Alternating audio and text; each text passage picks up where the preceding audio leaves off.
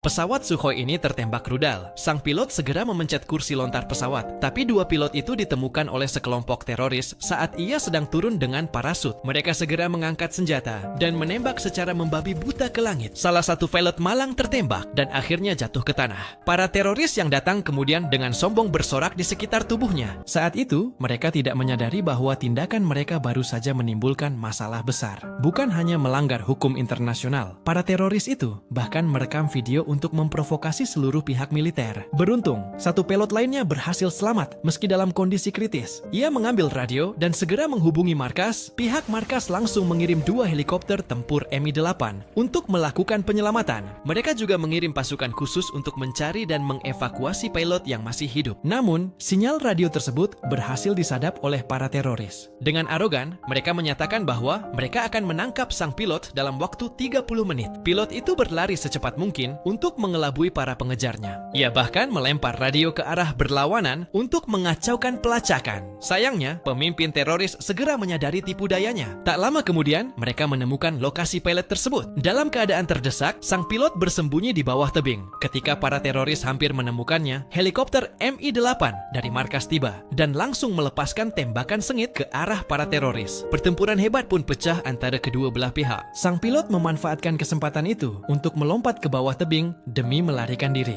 Namun, para teroris melihatnya dan menembak secara membabi buta. Beruntung, sang pilot hanya tertembak di bagian kaki dan masih hidup. Pada saat yang sama, salah satu helikopter Mi-8 terkena tembakan dan terpaksa melakukan pendaratan darurat di bawah perlindungan helikopter lainnya. Begitu mendarat, helikopter itu langsung dikepung oleh para teroris. Beberapa prajurit turun dan melakukan perlawanan sengit. Dalam baku tembak itu, penembak senapan mesin terkena tembakan dan gugur. Rekan-rekannya memberi tembakan perlindungan untuk mengevakuasi semua orang ke helikopter lain dan mundur. Sementara itu, pasukan khusus dari markas tiba di lokasi jatuhnya helikopter. Mereka menggunakan drone untuk pengawasan penuh, lalu segera menyerang para teroris di sekitar area tersebut. Dengan kerjasama yang sempurna, pasukan khusus berhasil melumpuhkan seluruh kelompok teroris. Sang pilot akhirnya ditemukan dan diselamatkan setelah pencarian intensif. Ketika mereka mengevakuasi pilot, pasukan khusus menembak habis semua teroris yang tersisa. Dengan dukungan helikopter tempur Alligator, mereka membombardir posisi musuh dengan dahsyat. Dalam operasi tersebut, pemimpin teroris juga tewas. Untuk memastikan penghancuran total, militer mengirim kapal fregat ke wilayah laut target.